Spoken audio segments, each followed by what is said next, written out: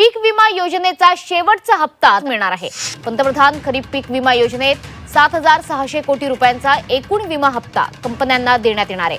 राज्य सरकारकडून आतापर्यंत सुमारे 6,584 कोटी रुपये अदा करण्यात आले। आताच 10 लाख खात्यांमध्ये या ठिकाणी पैसा जमा करायला बटन दाबली आणि आपण पाहू शकता सगळे मेसेजेस येणं सुरू झालेलं आहे आणि लोकांच्या खात्यामध्ये प्रत्यक्ष पैसे।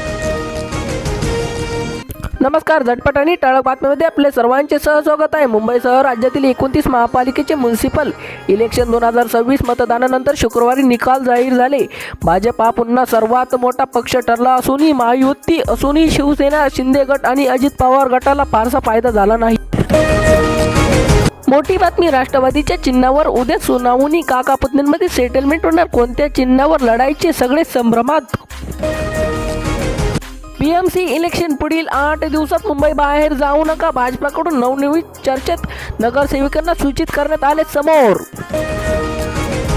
भारतीय कापूस पण महामंडळातर्फे सीएससी कापूस विक्रीसाठी दिलेली 16 जानेवारीची मुदत संपली असली तरी त्या तारखेपर्यंत नोंदणी केले सर्व शेतकऱ्यांना कापूस खरेदी केली जाईल अशी स्पष्टपणे गव्हर्निंग सीएससी केंद्रीय उच्च न्यायालय नागपूर खंडपीठाला दिली।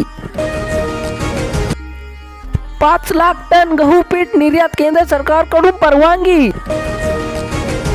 बीजेपी देशाच्या राजकारणाला 12-13 वर्षापूर्वी गुजरातला मॉडर्न मोहिनी घातली होती। तत्कालीन मुख्यमंत्री नरेंद्र मोदी भारताचे पंतप्रधान झाले।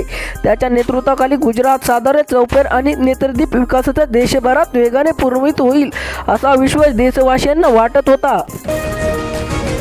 शासनाने रब्बी पेरणीपूर्वी शेतकऱ्यांना खत बियाणे आणण्यासाठी प्रति हेक्टरी 10,000 रुपये अनुदान तसेच नैसर्गिक आपत्तीमुळे नुकसान झालेल्या शेतकऱ्यांना मदत देण्याची घोषणा मोठी गाजावाजात केली होती।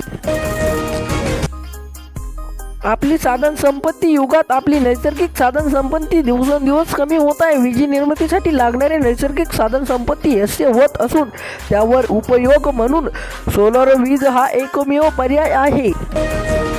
पंतप्रधान किसान सन्मान निधी योजनेचा आतापर्यंत 21 हप्त्याचे वितरण करण्यात आले आहे। आता शेतकऱ्यांना 22व्या हप्त्याची प्रतीक्षा लागली आहे। काही वृत्तपत्रांनुसार पंतप्रधान किसान सन्मान निधी 22वा हप्ता फेब्रुवारी 2026 मध्ये जाहीर केला जाऊ शकतो। धन्यवाद।